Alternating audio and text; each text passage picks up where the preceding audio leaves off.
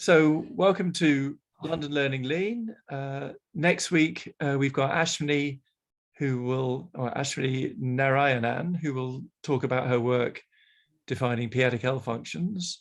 But this week, we're very pleased to welcome Alena Gusakov, all the way from Waterloo, who's going to tell us about how to do matroid theory in Lean. Over to you, Alena. Yes.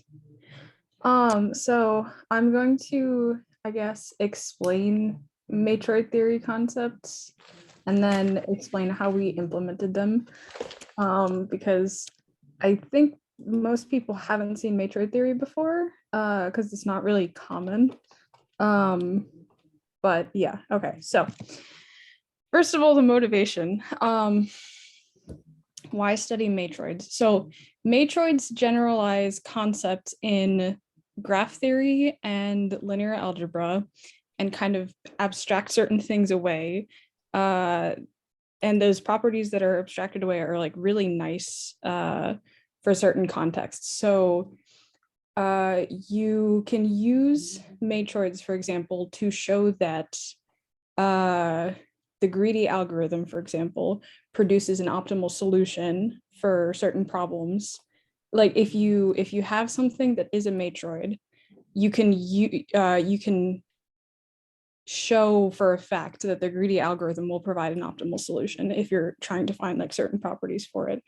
You can also generalize like a lot of graph theory concepts and like apply them to like these more abstract structures. And all of this is like super vague if you haven't seen it before. So I'm just gonna like try to dive into it and start talking about like the actual concrete definitions. So what's a matroid? I don't know. Let me tell you. Okay, so a matroid is a finite set with a notion of independence that is sort of inspired by like linear independence in vector sets, for example, vector spaces, for example. So this notion of independence creates a collection of subsets of E that we're calling independent sets. And this collection of subsets satisfies three axioms. So first of all, we say the empty set is independent, and this is by convention. Secondly, if you have an independent set, then all of its subsets will be independent as well. And then lastly, for any pair of independent sets, if one is smaller than the other, then there's going to be an element in the larger one that you can add to the smaller one to make a larger independent set.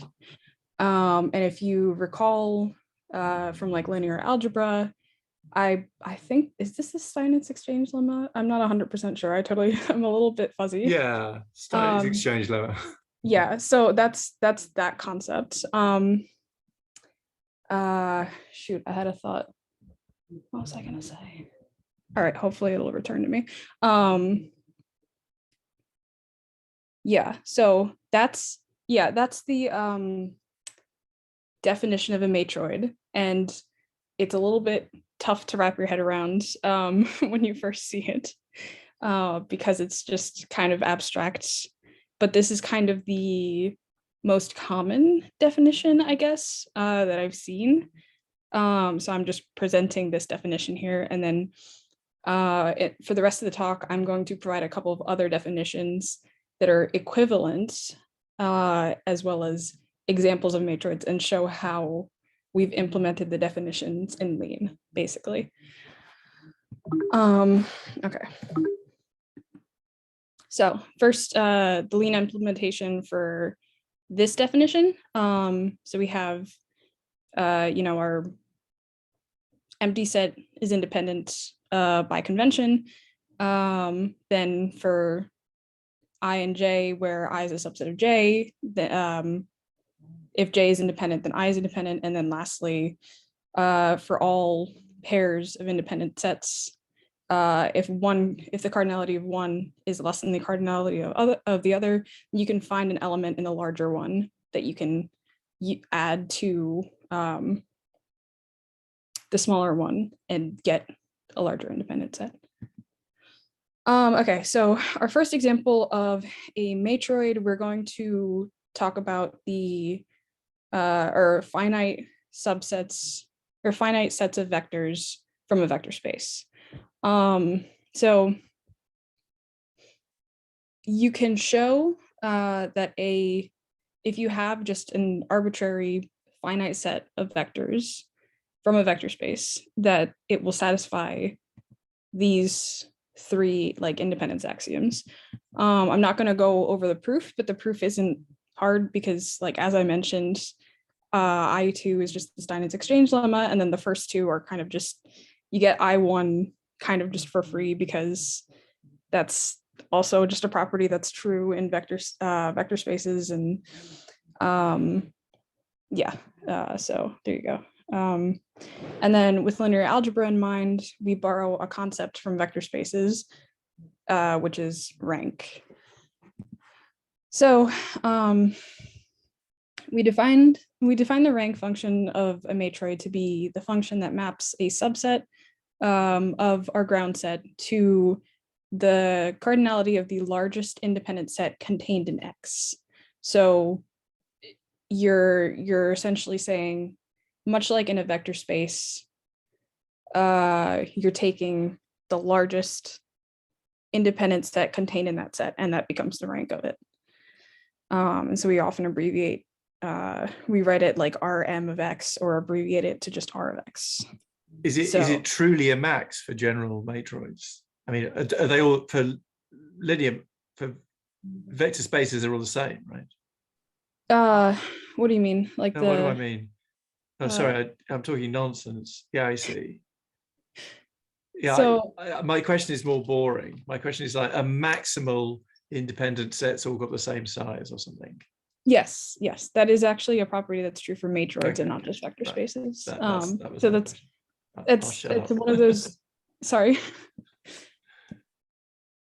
It's one of those properties that you do like get abstracted, and like that's also an equivalent. So actually, this follows from Steinitz. Is that the point somehow?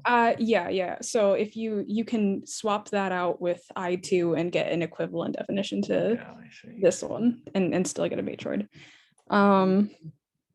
There are a lot of equivalent definitions of matroids. It's terrifying.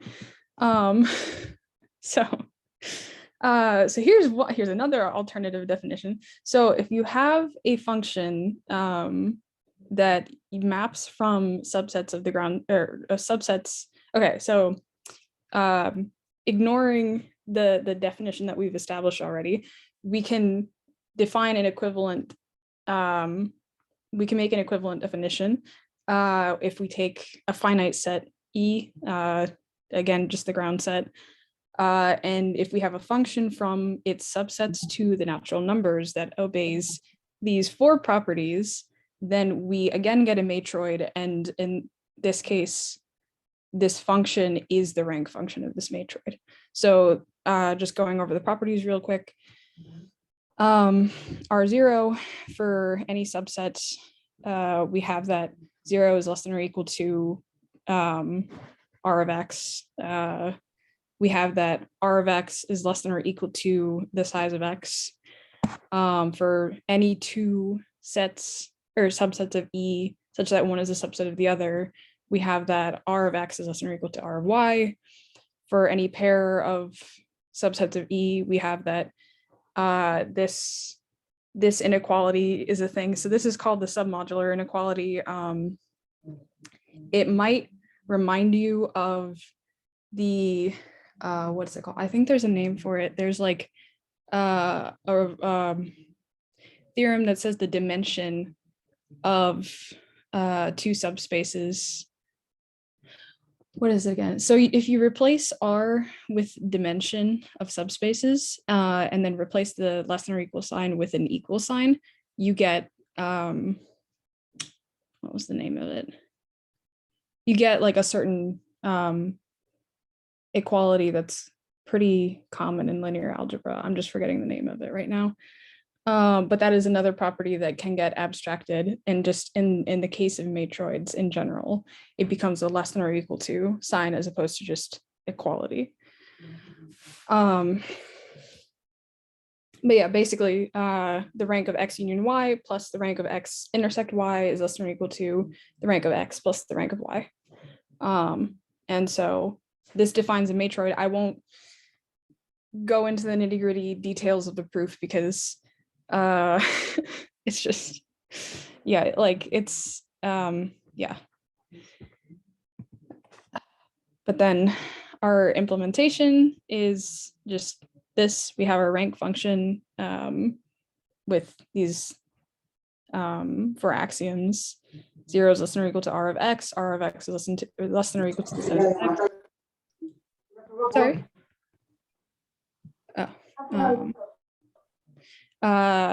For all X and Y, if X is a subset of Y, then R of X is less than or equal to R of Y, and then for all X and Y, R of X union Y plus R of X intersect Y is less than or equal to R of X plus R of Y. So basis. I think I accidentally added, ignore that, I'm sorry. I'm a little bit less, this is a little bit less polished than I'd like it to be because of current events. So I'm really sorry about that. Okay, so our next example is cycle matroids. So we now turn to graph theory because I promised you guys graph theory as well as linear algebra that we're generalizing.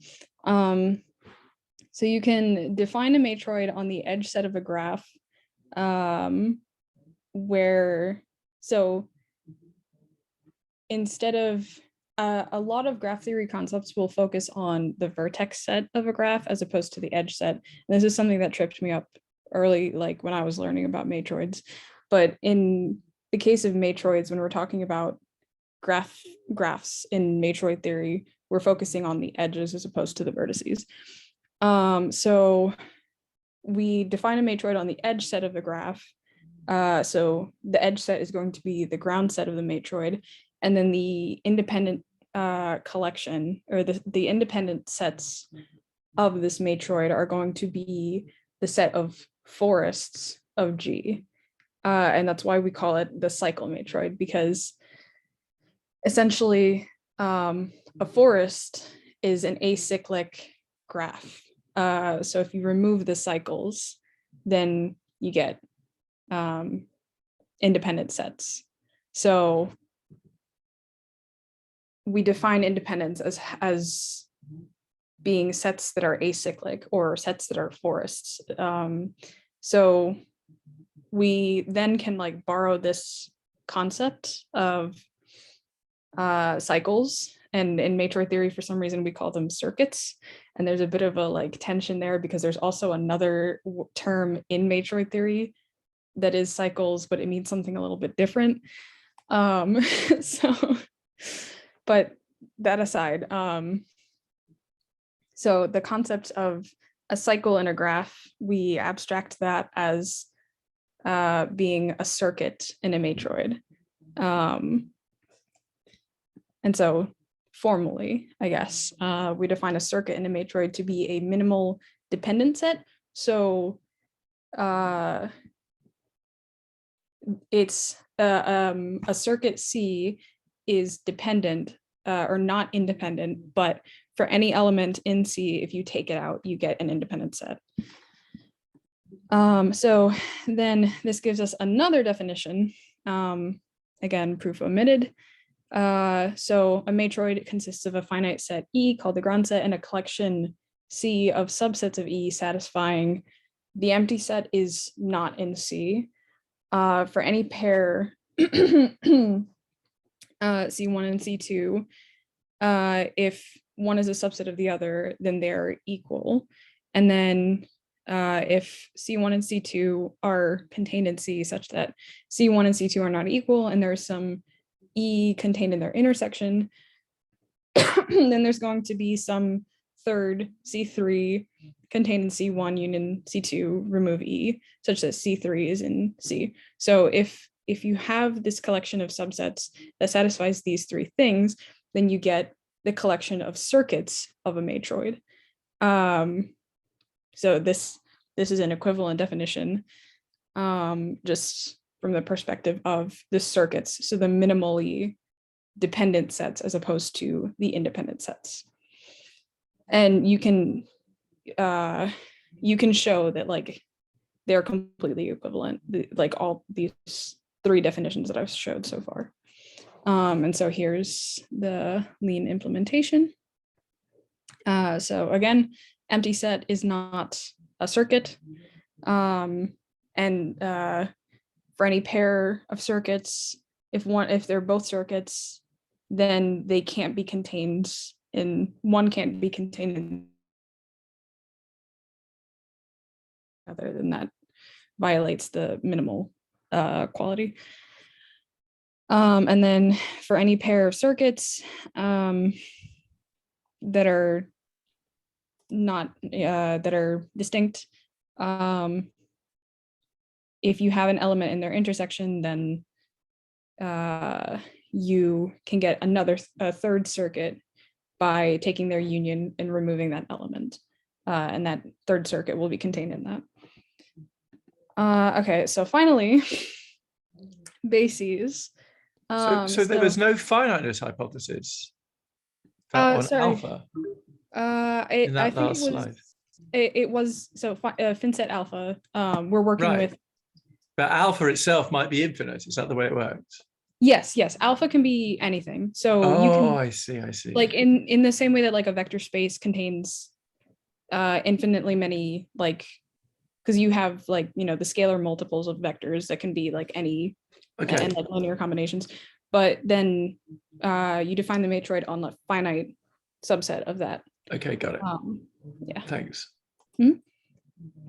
Thanks. Yeah. So bases, another concept that we borrow from vector spaces that we can generalize to matroids is the basis. And this is kind of goes hand in hand with the rank function, as Kevin pointed out earlier. So we define a basis in a matroid to be a maximal independent set. If we look at the previous example, so we were talking about cycle matroids. We were talking about forests in graphs being independent. So we have, in that case, a basis would be a spanning forest. And in the case of a connected graph, the basis would be a spanning tree. And then if we go back to our first example, then our, the basis of a matroid that's defined as the vector space or finite set subset of a vector space, a basis is just going to be a basis of the finite set, I guess. So it's not exactly a basis of, it's a basis of like the closure of the, hang on, let me think about it. It's going to be like a basis for that subset, not for like the entire vector space necessarily, because you can define a matroid on like a subset, but it's going to be like, is closure the right word in linear algebra? I forget. I feel like that is correct. Sure, yeah. Yeah. Span. That's it. Yes. So closure is the word in matroid theory, and you can define another equivalent version. You have an equivalent definition that's based on closure in matroid theory, but the word in linear algebra is span. So if you take your matroid that's defined on like this finite set of vectors, then the basis of the matroid is going to be the basis that you get, the basis of the subspace that you get that's spanned by the finite set, essentially. So just a technicality. So we get our alternative definition, our third definition. Third alternative definition. So a matroid consists of a finite set E and a collection B of subsets of E satisfying B is non-empty. So this is so if I forgot to mention with the circuits, by by convention, we decided that the empty set is independent. So that means that it cannot be a minimally dependent set, so it can't be a circuit. So if we have so that gives us the first circuit axiom that I mentioned basically for free. And then in this case, B is non-empty because if the empty set is independent, then we're going to have the existence of a like maximal independent set. So I'm not saying that like I haven't proven that this is a basis yet, or I haven't proven that it's a set of bases of a matroid yet. But if you're trying to prove equivalence between the two definitions, then I0 implies B0, and pretty much vice versa. So we just get that B is non-empty, and then for B1, for every pair B1 and B2 in B where B1 and B2 are not equal, if E is an element contained in, if E is in B2, remove B1, then there exists some F in B1, remove B2, such that you can swap them out, and the new set will also be contained in B. If you have these two axioms satisfied for your collection of subsets, then you again get a matroid. And in this case, B is going to be the set of bases of this matroid. And then here's our lean implementation. So you can see there exists a basis, it's non-empty, and for all pairs of bases, if you have an element in one that's not in the other, then there's going to be an element in the other that you can swap out and you'll get a new basis. So yeah, so this is a little bit shorter than I had hoped. But like that's basically it. I don't really have that much else to talk about. We have more materials. I think I'm just gonna like let people ask questions and like make it an open discussion, because the material is kind of dense and I didn't want to like try to jump into the stuff that we have, like the other stuff that we have, because it's just sort of like, this is pretty abstract. And there's also the fact that like we're currently still like trying to move this stuff into MathLib. So yeah. So let me ask a question before I stop recording. Okay. You've given us like four or possibly even 5 definitions of a matroid. Yeah. Have you yet proved that they're all the same? I thought we did, but I looked again earlier today because like it felt pretty obvious. Like I was like, oh yeah, sure, we've already done that, but like I'm not seeing it. I think it might be in like the older code that we have, but I'm not 100% sure. We've proven, okay, so basically what we're working with right now is stuff that Peter and Edward and they were all working on this stuff, and they managed to prove, let's see, they were working on matroid intersection stuff, because you can show that the intersection of if you have 2 matroids on a common ground set, then like the intersection of the collections of their independent sets is going to give you a matroid as well. And so you get some other interesting properties from that. So they proved stuff about that. I'm just looking through the code.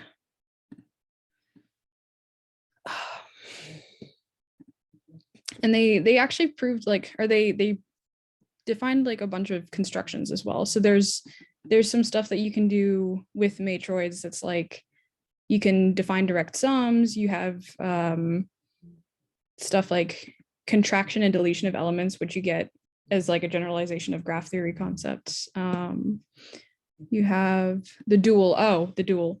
That's currently something that I'm like fixing. To answer your question, let me see if we actually, I think we did prove it, but elsewhere.